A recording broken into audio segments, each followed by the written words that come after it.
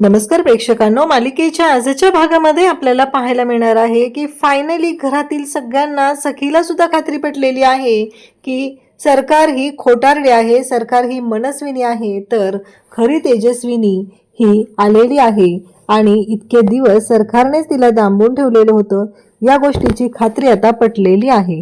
हे सगळं कशा पद्धतीने होणार आहे ते आपण आपल्याच्या या व्हिडिओमध्ये पाहणार आहोत। त्यासाठी हा व्हिडिओ शेवटपर्यंत पहा। सखीने तेजस्विनीला आई अशी हाक सुद्धा मारलेली आहे आणि तेव्हा मात्र सरकारचा चेहरा पाहण्यासारखा झालेला आहे। सरकारची मात्र वाट लागलेली आहे। हे सगळं कशा पद्धतीने घडणार आहे ते आपण या व्हिडिओमध्ये पाहणार आहोत। त्यासाठी हा व्हिडिओ शेवटपर्यंत पहा आणि त्याचबरोबर चॅनलवर नवीन असाल तर चॅनलला नक्की सबस्क्राइब करा।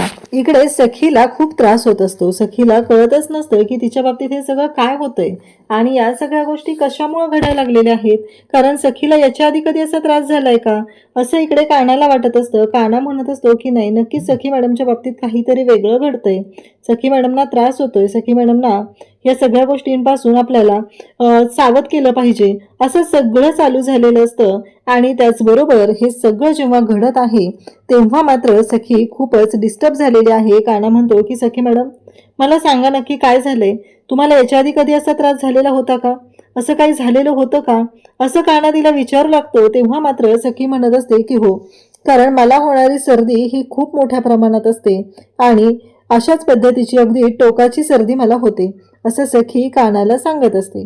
आणि तेव्हा मात्र या सगळ्या गोष्टी आता घडत असतात आणि मग सखी डायरेक्ट बाथरूम मध्ये जाते। ती म्हणते की मी आलेच। आता सखी बाथरूम मध्ये गेलेली असते तेव्हा मात्र काना तिथे येतो। सखीला खोकला येत असतो, उलटे आल्यासारखं होत असतं। काना तिथे येतो आणि तिला विचारू लागतो की काय झाले सखी मॅडम, नक्की सांगाल का मला काय होतंय, असं जेव्हा काना विचारतो तेव्हा सखी म्हणते की माझी सर्दी अशीच, सर्दी खोकला खूप टोकाचा असतो आणि त्याचाच हा त्रास होतोय। हे ऐकल्यानंतर कानाला सुद्धा धक्का बसलेला असतो। काना म्हणत असतो काय बोलताय हे सगळं, अहो तुमच्या नाकातून रक्त आलं, थांबा मी डॉक्टरांना बोलवतो, मी डॉक्टरांकडे जातो, असं म्हणत आता तो धावतच जातो आणि डॉक्टरांना बोलवून आणायचं आहे म्हणत सांगू लागतो। तेव्हा मात्र सखी म्हणत असते की हो, सखीला तो थांबवतो आणि डॉक्टरांना बोलवायचं आहे म्हणून डॉक्टरांना कॉल करू लागतो, पण डॉक्टरांचा कॉल काही केला लागत नसतो। कानाला आता काळजी वाटायला लागलेली असते। सखी मॅडमना हे सगळं काय होतंय, या सगळ्या गोष्टींचा काय अर्थ आहे, त्यांची अवस्था अशी का होते, हा प्रश्न कानाला पडलेला असतो। काना खाली येतो, डॉक्टरांना फोन लावत असतो, खूप अगदी पॅनिक झालेला असतो। त्याच वेळी तेजस्विनी तिथे येते आणि विचारते काय झाले काना, एवढा पॅनिक का होतोय, काय होतंय। तेव्हा काना सांगतो की सखी मॅडमची तब्येत बिघडली। डॉक्टर तयारच नसतात। काना त्यांना विचारत असतो की प्लीज डॉक्टर, सखी मॅडमना खूप गरज आहे, खरंच त्यांची अवस्था बिकट होते।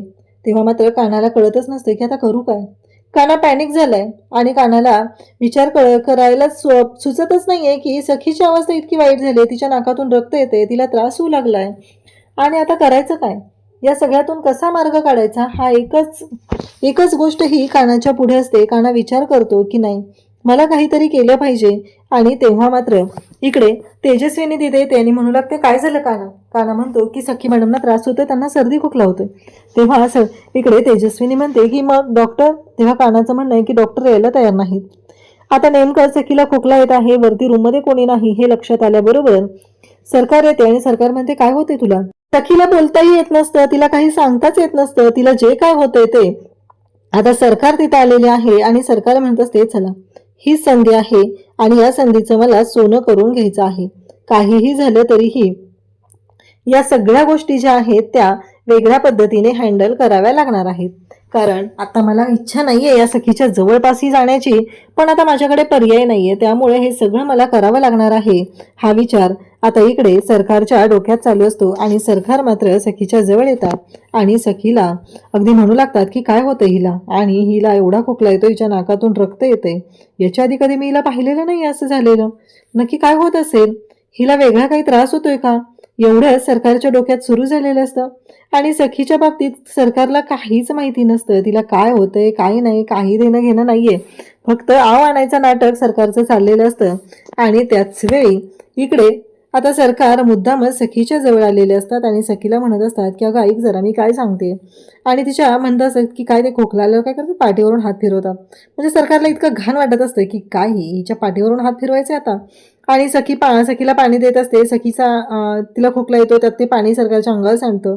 सरकार ओरडायला लागते. तेव्हा सखीला म्हणू लागते की अगं काय हे, आता पुन्हा सखीला उलटी आल्यासारखं होत असतं. इतका खोकला येत असतो की तिला ते सहन होत नसतं.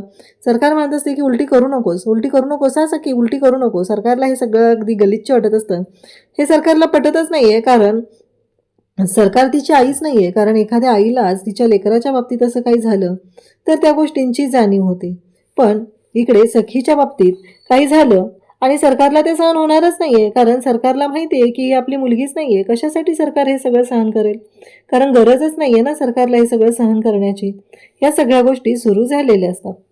तेव्हा मात्र सखीला त्रास होतोय आणि सरकारची वेगळीच नाटकं सुरू झालेली असतात. सरकार मात्र सखीला आता थांबवून ठेवण्याचा प्रयत्न करत असते. कान्हा त्याचबरोबर तेजस्विनी सगळे बाहेर आलेले असतात आणि सगळे बाहेर येऊन ओरडत असतात, दरवाजा उघडाच. कान्हा पॅनिक झालेला असतो. कान्हा म्हणत असतो की नाही सखी मॅडमला काही होता कामा नये, सरकार दरवाजा उघडा तुम्ही. पण इकडे मात्र सरकार दरवाजा उघडायलाच तयार नाहीये. सरकारचं असं म्हणणं आहे की नाही, मी दरवाजा उघडणारच नाहीये, काहीही झालं तरीही मी हा दरवाजा उघडणार नाही. सखीला ती म्हणत असते की अगं सखी मी आहे ना, मला तुला काळजी करायची गरज काय आहे, मी तर असताना तू कशाला काळजी करतेस, मी करेल सगळं. असं म्हणत सखीला सरकार सांगत असते. दरवाजा उघडायला तयारच होत नाहीये.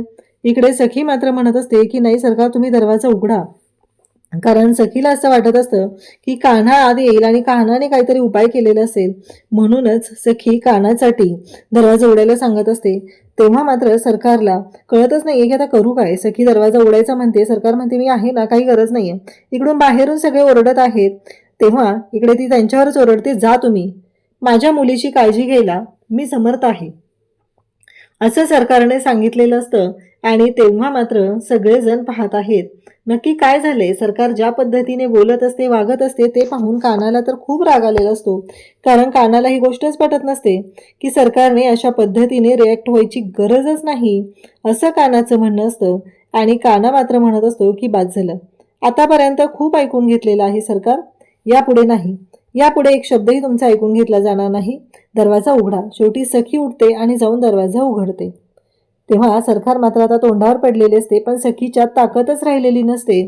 सखीच्या अंगातलं अवसान गेलेलं असतं आणि सखी मात्र जाऊन पडणार असते. तेव्हा तेजस्विनी पुढे येते आणि सखीला जवळ घेते. या सगळ्या आवाजाने परशू, गौतम, मीनाक्षी सगळे तिथे जमा झालेले असतात. आणि मग इकडे तेजस्विनी म्हणते की आपण सखीला खाली घेऊन जाऊया, कारण थोडं मोकळ्या वातावरणात नेलं तर तिला बरं वाटेल, म्हणून सखीला घेऊन आता खाली चाललेले असतात.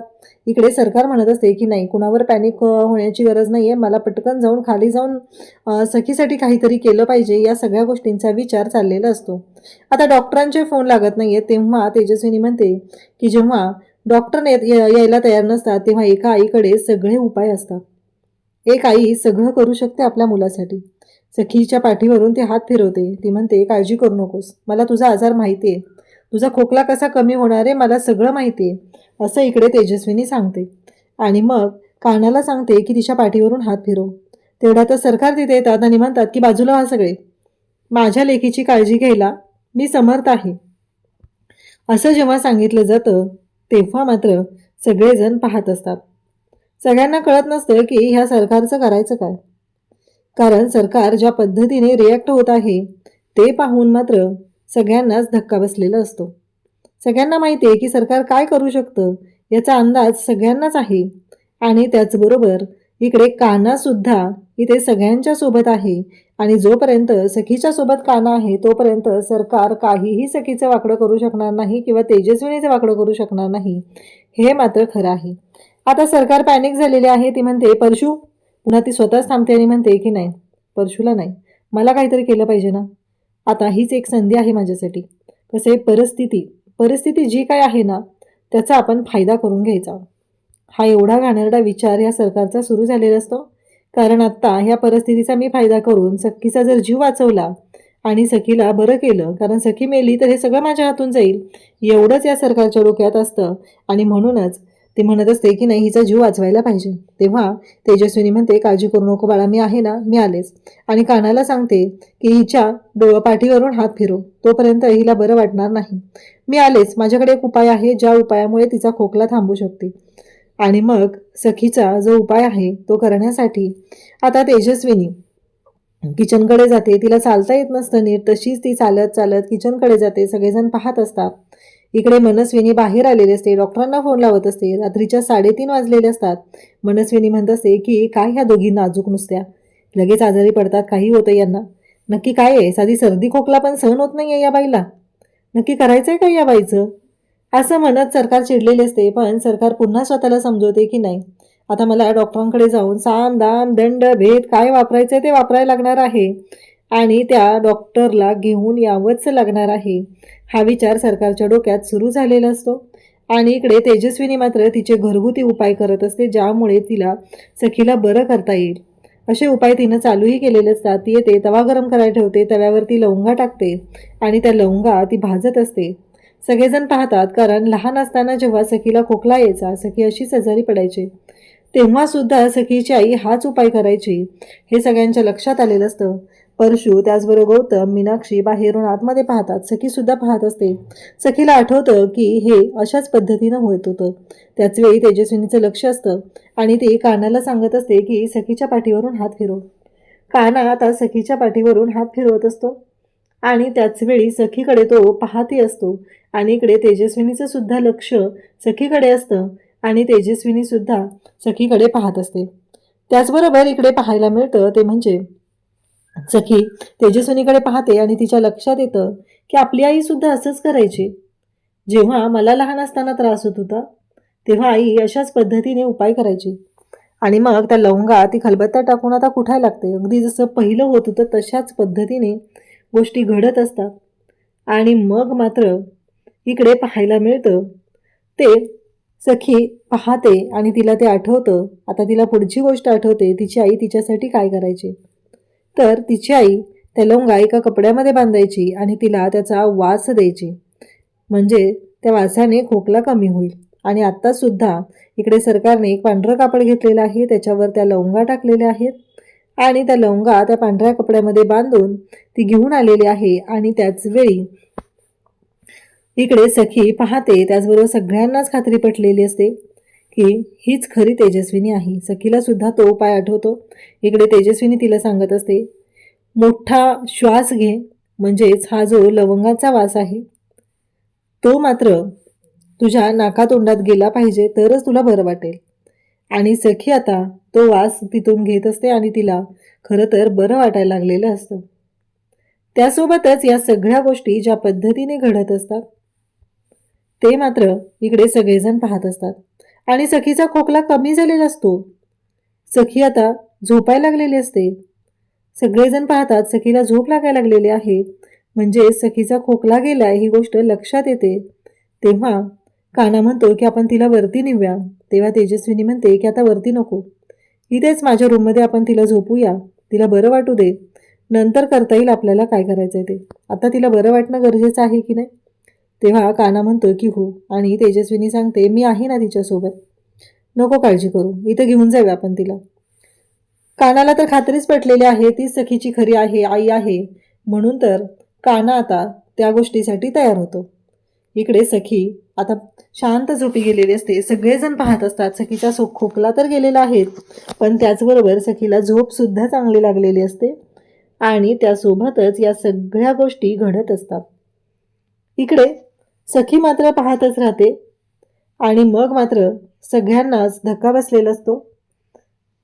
सगळेजण पाहत असतात की हे सगळं काय होतंय, कारण ज्या पद्धतीने सगळ्या गोष्टी घडत असतात आणि सखीला सुद्धा आता खात्री पटलेली आहे की तिची आई तिच्यासाठी काय करू शकते. सरकार डॉक्टरांना घेऊन येते, पण सरकारने डॉक्टरांना घेऊन येऊन काहीच उपयोग झालेला नसतो, कारण डॉक्टरांना आणलेलं असलं तरीही सरकारला आता ह्या गोष्टी कळलेल्याच नसतात की काय झालंय. सरकार म्हणत असतं की बास, माझ्या मुलीच्या बाबतीत जर काही झालं तर मी सोडणार नाही, असं सरकारने इकडे सांगायला सुरुवात केलेली असते. आणि तेव्हा मात्र इकडे सखी आईच्या मिठीत असते, आईच्या जवळ असते आणि त्याच वेळी या सगळ्या गोष्टी आता घडायला लागलेल्या असतात. मग मात्र सखी आई अशी हाक मारते. तेजस्विनी म्हणत असते, बाळा तू मला आई म्हणालीस, असं म्हणत सखीच्या जवळ तेजस्विनी जाते, तिला जवळ घेते आणि आता मात्र सरकारला खूप राग आलेला असतो, सरकार चिडलेलं असतं. सरकार म्हणत असतं की नाही, सोडणार नाही मी तुम्हाला एकेकाला, दाखवून देईल फक्त 2 दिवस. कारण आता शेवटचे 2च दिवस राहिलेले असतात, त्याच्यामध्ये सरकार खरी सगळं तेजस्विनी कोण आहे आणि खोटी तेजस्विनी कोण आहे हे समोर येणार असतं. आणि बरोबर त्याच पद्धतीने गोष्टी होणार असतात. अशाच अपडेटसाठी चॅनलशी कनेक्ट राहा. थँक्यू.